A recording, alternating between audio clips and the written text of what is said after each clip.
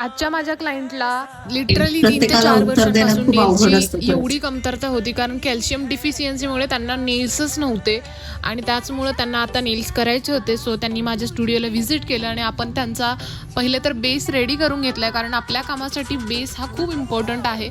त्यानंतर त्याचा चांगला प्रेप करून घेतला आणि मग मी सुरुवात केली नेल स्टिपच्या सायझेस काढायला.